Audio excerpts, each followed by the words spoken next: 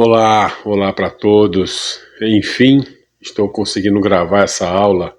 Desculpe essa cara de cansado, mas não é isso que vocês estão esperando, né? Vocês esperam o conteúdo. Então, o conteúdo eu vou entregar agora.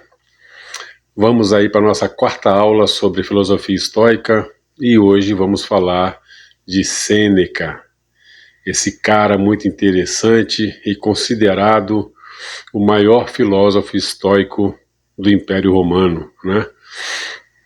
Quem foi então esse cara? Vamos lá. Sêneca é um espanhol que nasceu no ano 4 antes da era cristã.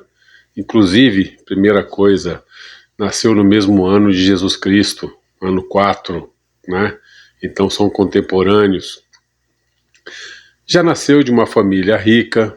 Seu pai era um famoso escritor, conhecido como Sêneca, o Velho, e por isso, desde cedo, Sêneca ganhou a alcunha de Sêneca, o Jovem, era como era conhecido.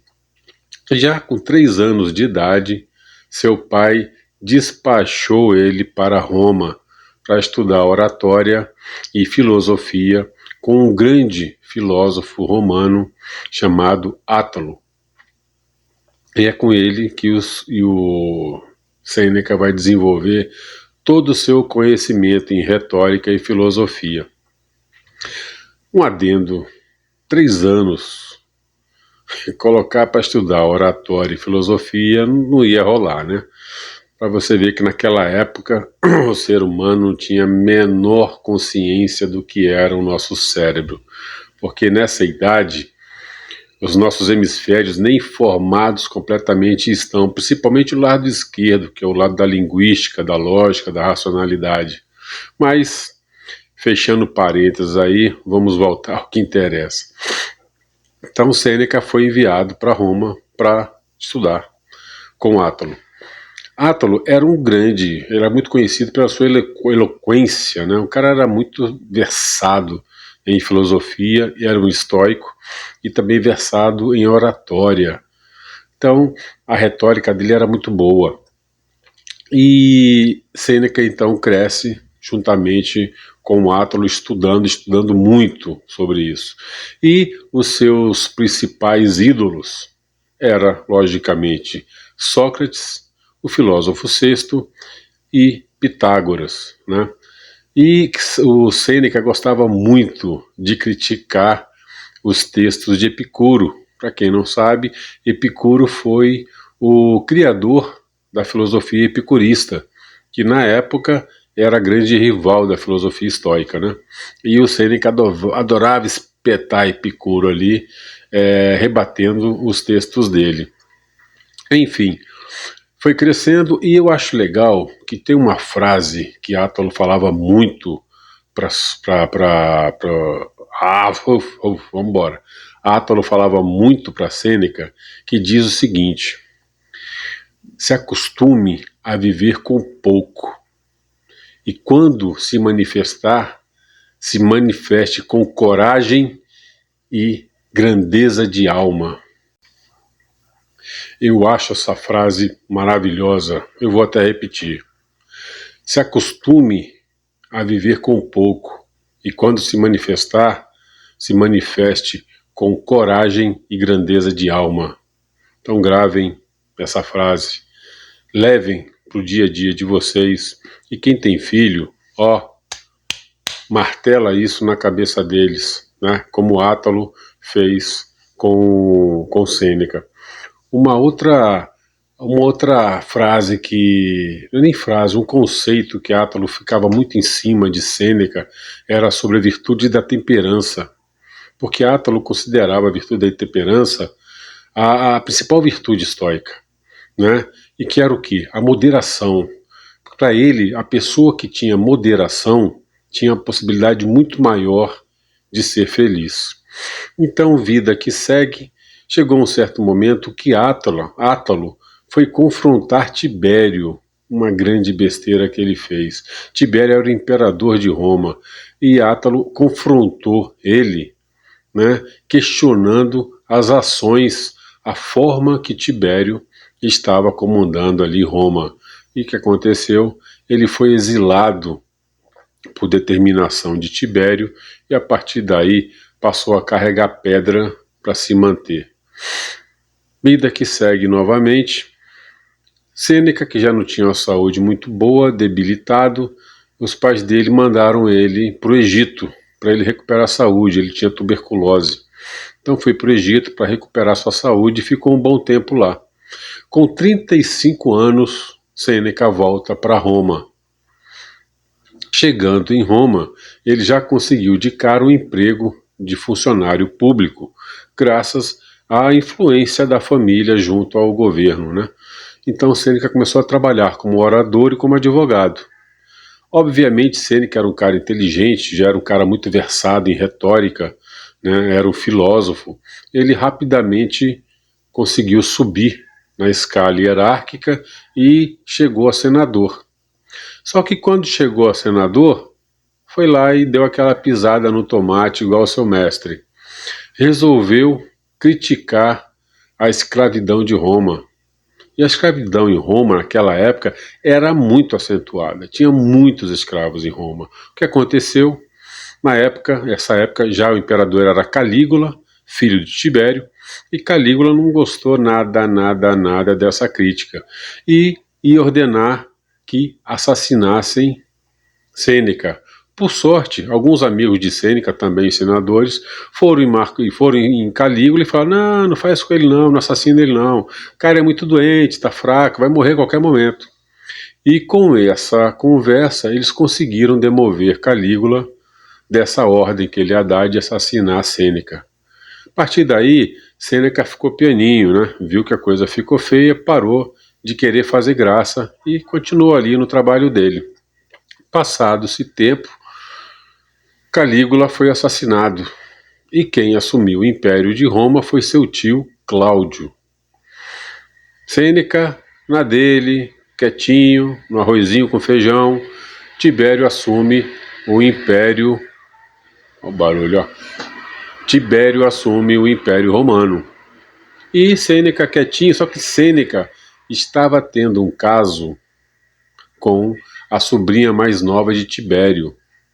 O nome dela era Júlia Lívila. E tá lá, né, bancando um bobo, e Sêneca ali no rolinho dele com a Júlia. Só que Cláudio tinha uma esposa de nome Messalina. Já imagina como é que essa mulher era, né? A bichinha era da pá virada. Messalina não ia com a cara de Júlia, não gostava, rolavam ciúmes ali. O que é que Messalina fez?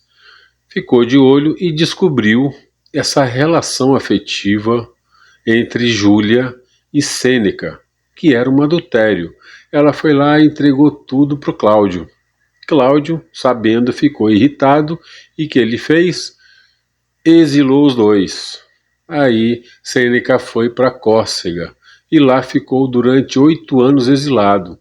Nesse período foi o período que ele mais compôs, que ele mais escreveu. Inclusive dizem que foi nesse período que ele escreveu sobre a ira, o famoso livro dele. Então, tá bom, Sêneca lá exilado e o pau comendo lá em Roma, né? Agripina, que era a irmã mais velha de Júlia, se casa com Cláudio. Agripina já era mãe de Nero. Nero, vocês sabem quem é Nero. Então vamos lá. Agripina já era mãe de Nero, que ainda era pequenininho. E ela se casa com Cláudio, que era o imperador. Passa a ser então a imperatriz. E logicamente, como esposa de Cláudio, ela consegue demover Cláudio a trazer de volta Sêneca para Roma, com a alegação de que Sêneca seria um grande professor e educador de Nero.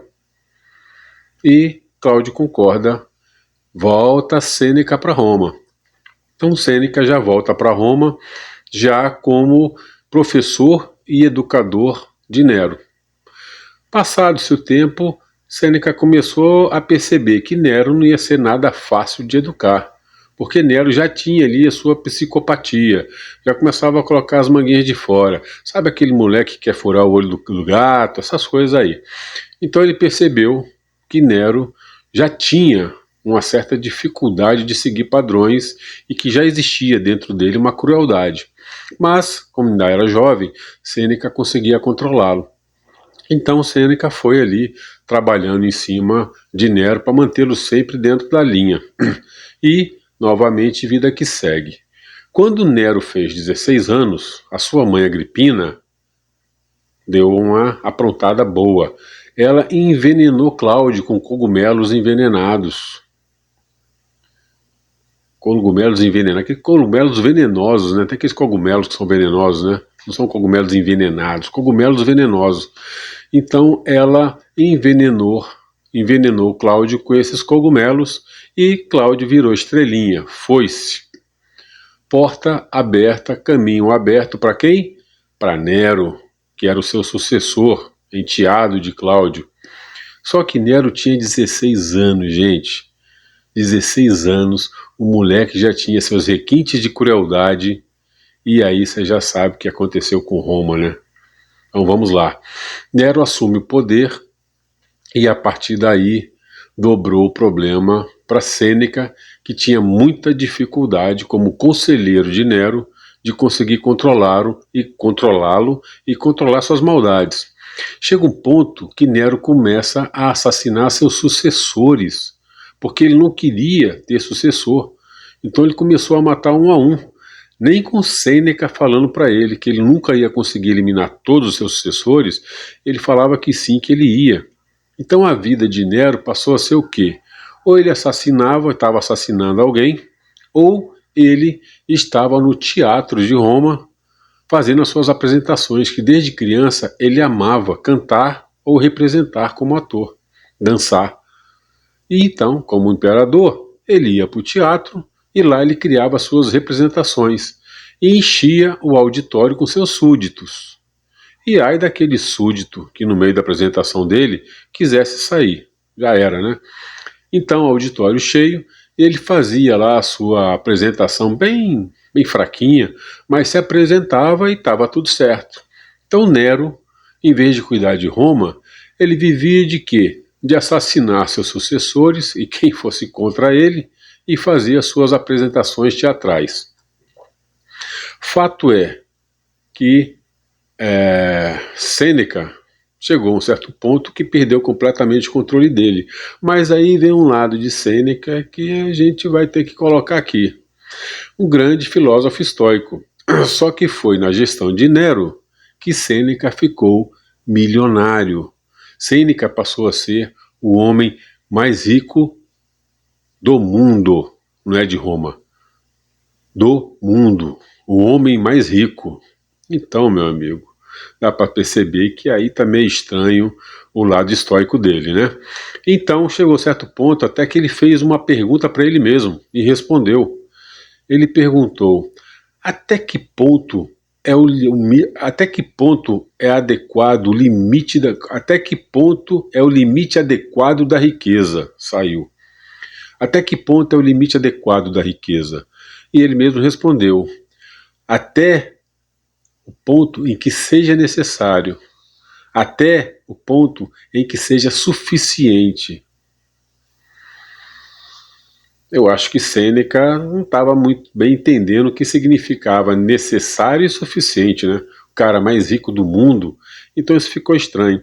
E tem uma outra frase também dele que pegou bem mal, onde ele disse: a riqueza de um filósofo não pode ser manchada de sangue. Meu, o cara ficou milionário, basicamente à custa de Nero com seus presentes milionários que ele dava a Sêneca. Nero era um assassino contumaz. Então, como é que a riqueza desse filósofo Sêneca não estava manchada de sangue? Então, Sêneca começou a escorregar no tomate aí na filosofia dele. Vida que segue, Sêneca cada vez mais rico. Tem até o fato que Sêneca chegou a ter 500 mesas iguaizinhas, todas com pés de marfim, porque simplesmente ele queria. Ele achava legal, achava bonito. Não é muito estoico isso, né? Nada de temperança, ou seja, Átalo sofreu para educar, para direcionar Sêneca, mas Sêneca ele não ouviu muito não, né? Deu umas furadas. Enfim, Sêneca continuou cada vez mais rico como conselheiro de Nero e tendo ali as suas dificuldades com isso. Mas tudo bem, fazia uma vista grossa ali, outra ali e o bolso enchendo. Só que chegou determinado momento que o Nero começou a ficar cruel demais. E o Senado começou a se voltar um pouco contra ele. Inclusive a mãe de Nero, Agripina, começou a questionar e a tentar, né, podar muito Nero. O que aconteceu? Nero matou a sua própria mãe. O cara era bacana, né? Então Nero assassinou a sua própria mãe para exatamente ter o caminho livre.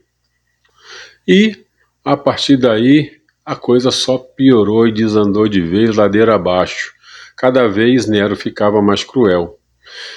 Em 62, né, o Sêneca já estava aí com 66 anos, deu aquele peso de consciência em Sêneca. E ele começou a sofrer muito com a riqueza que ele tinha. Aquilo começou a incomodar muito ele. E ele começou a ficar muito deprimido, porque aquela riqueza começou a pesar para um filósofo estoico. Parece que caiu a ficha, né? Um pouco atrasada, mas caiu a ficha.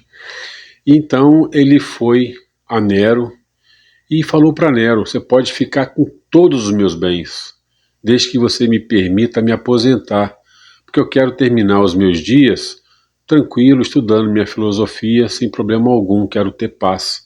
Logicamente que Nero negou, né? Inclusive, essa passagem de Sêneca lembra muito Confúcio, porque Confúcio, lá séculos atrás, na China, ele era conselheiro dos príncipes, e ele chegou também a ceder, né, pela política e financeiramente. Só que Confúcio demorou menos tempo para cair a ficha, né, para cair na real. Tem até uma frase dele que ele fala: quando o Estado encontra o caminho, se vale receber o salário. Quando o Estado se perde no caminho, o salário passa a ser vergonhoso. Então, é essa frase de Confúcio, quando ele entende que ele tinha, né, pisado no tomate também. Então, voltando a Sêneca, ele começa a ter esse confronto dele com ele mesmo, porque ele já começou a ver que ele não se identificava com aquele filósofo estoico, que ele estava saindo muito da filosofia dele estoica, né? E começa a fazer muito mal para ele. Ele tenta de todas as formas, se livrar de Nero, mas não consegue.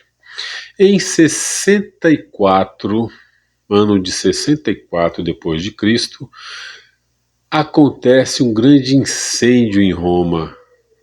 Mais de 60% da cidade fica às chamas.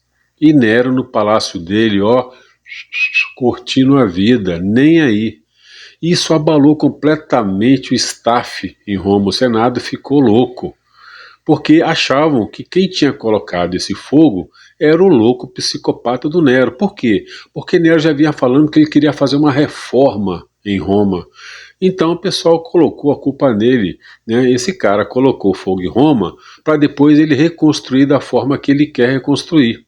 E nessa brincadeira, quem foi acusado e passou a ter, já tinha, né? Já tinha a alcova ali de ser considerado filósofo tirano, porque se o Nero era como era, logicamente tinha o dedo do filósofo Sêneca, que era o seu tutor ali, né? Nem o seu tutor, o seu conselheiro, o seu educador desde que ele era pequeno.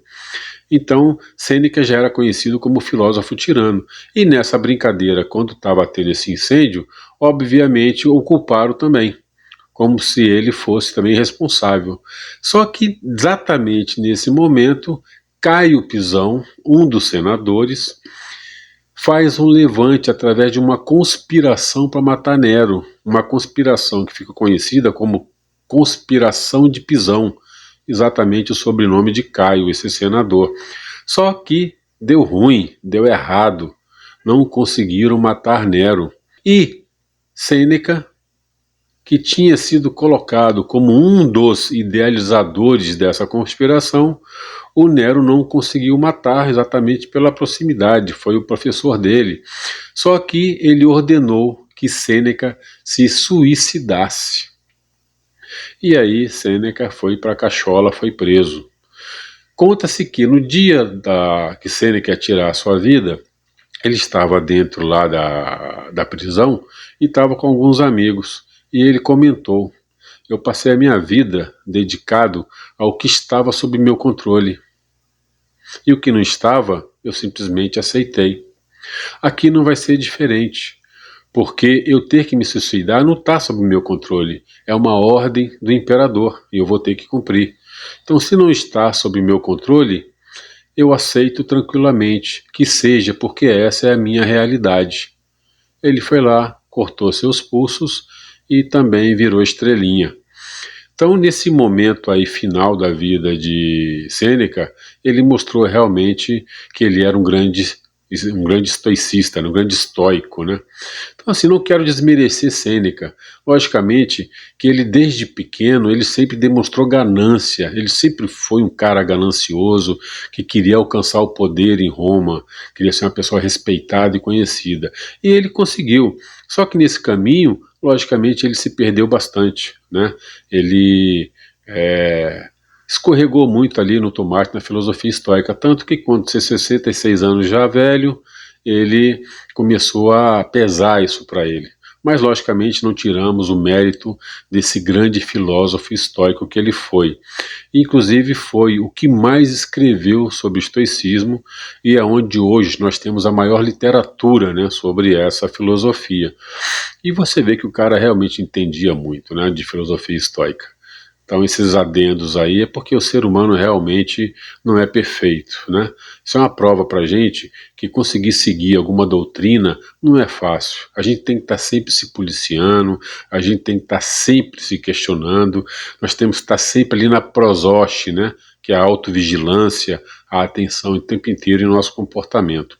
Pois bem, essa é a história de Sêneca, e eu vou aqui terminar com algumas frases dele que eu gosto muito, e no final um texto que eu achei muito legal dele, que diz o seguinte, as frases: o criminoso pode evitar a punição da lei, mas não evita a punição dentro de sua consciência.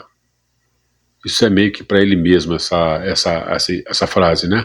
Mas eu acho bem legal, gravem ela. Segunda frase dele: não é porque certas coisas são difíceis que nós não ousamos. É justamente porque não ousamos que tais coisas são difíceis. Gente, leve essa frase para o dia a dia de vocês. Quem não ousa, não faz, não realiza. Ou você sai da caixa, ou você vai continuar sempre na mesma. Então, essa frase é para lembrar todos de que tudo é possível a partir do momento que você ousa. Então, gosto muito dessa frase dele. E aqui eu vou terminar com um texto que diz: se o amanhecer vê alguém orgulhoso, o fim do dia o vê abatido. Ninguém deve confiar demais no triunfo. Ninguém deve perder a esperança de melhora. Ploto mistura uma coisa a outra e impede a fortuna de descansar, tecendo os destinos ao redor. Ninguém teve tanto favor divino que o possa garantir o amanhã. O divino mantém nossa vida em movimento, girando em um redemoinho. Analisem esse texto e vejam quão profundo ele é. Infelizmente eu não posso desmiuçar com vocês aqui, porque já rendeu aqui essa conversa, né? Já estamos aí num tempo bem largo. Então, gente, essa história de Sêneca, esse cara fantástico, que mostra pra gente que, mesmo sendo rico, milionário, mais poderoso financeiramente do mundo, ele dormia no chão duro e ele se alimentava sempre de uma comida simples, básica. Isso ele nunca deixou de fazer. Ou seja, ele praticava o desconforto voluntário. Então Sêneca foi um estoico, sim. Deu as escorregadas dele, mas ele foi um grande estoico. Então, fica aí a vida de Sêneca, Amanhã estaremos falando sobre o grande imperador Marco Aurélio. Obrigado, até amanhã.